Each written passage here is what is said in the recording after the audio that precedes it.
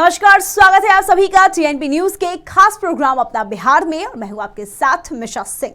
बिहार उपचुनाव में जेडीयू को मिली हार के बाद मुख्यमंत्री नीतीश कुमार की उम्मीदों को बड़ा झटका लगा है। 2024 के आम चुनाव से पहले बीजेपी के खिलाफ विपक्षी दलों को एकजुट करने का संकल्प लेने वाले सीएम नीतीश के माथे पर चिंता की लकीरें खिंच गई है। इस बीच जेडीयू आगामी चुनावों को लेकर मंथन करने में जुट गई है और पटना में जेडीयू राष्ट्रीय परिषद की बैठक कर रहे हैं।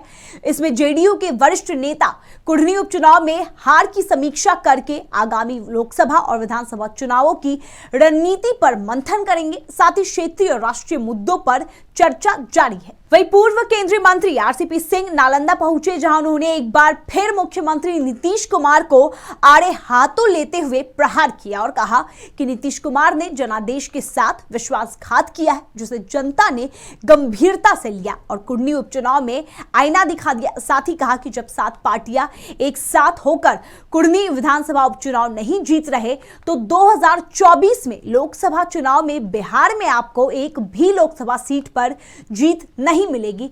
इसलिए नीतीश कुमार प्रधानमंत्री बनने का सपना छोड़ दे। वहीं बिहार की कुढ़नी विधानसभा सीट हारने के बाद जहां जनता दल यूनाइटेड सत्ते में है, वहीं बीजेपी की खुशी का कोई ठिकाना नहीं है। इसी सबके बीच बिहार के पूर्व उप मुख्यमंत्री सुशील कुमार मोदी अब सीएम नीतीश कुमार पर तंज कसने का कोई मौका नहीं छोड़ रहे हैं। बता दें कि सुशील मोदी ने नीतीश कुमार को आश्रम जाने की नसीहत दे डाली है। साथ ही कहा कि मुख्यमंत्री और जेडीयू अध्यक्ष लल्लन सिंह दोनों को कुढ़नी में हार की जिम्मेदारी लेनी चाहिए और तेजस्वी यादव को सत्ता सौंपकर शिवानंद तिवारी के आश्रम चले जाना चाहिए। वहीं जन अधिकार पार्टी के सुप्रीमो पप्पू यादव दरभंगा पहुंचे, जहां उन्होंने सिमरी थाना क्षेत्र के शोभन गांव में कांग्रेस नेता के हत्या के मामले में पीड़ित परिवार से मुलाकात की और पीड़ित परिवार को न्याय दिलाने का भरोसा दिया और प्रशासन को दिशा निर्देश देते हुए कहा कि अगर 48 घंटे के अंदर सभी अपराधियों को गिरफ्तार नहीं किया गया तो हम लोग संघर्ष का रास्ता अपनाएंगे और कोई हमारी आवाज को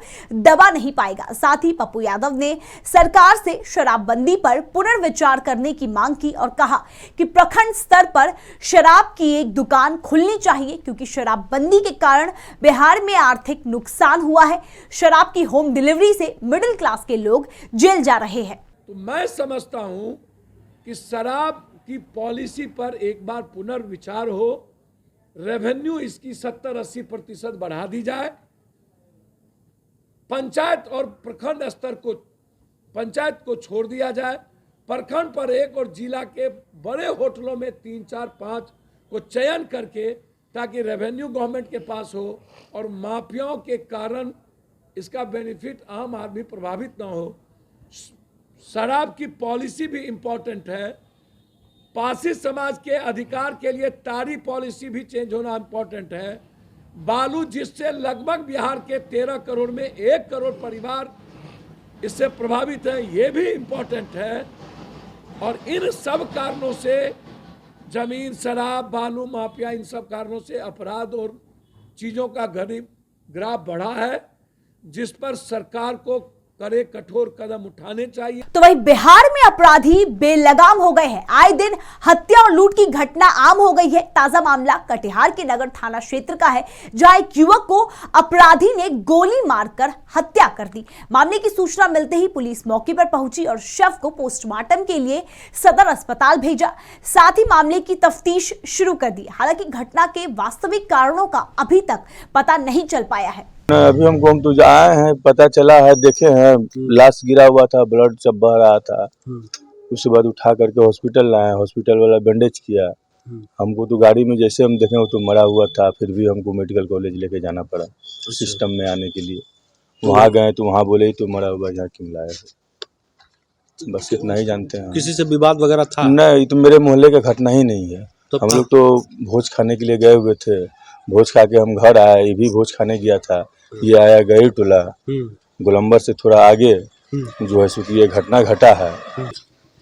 वार्ड नंबर 36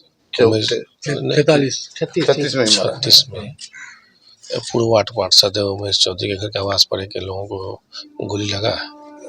जब मुझे पता चला कि अमर चौधरी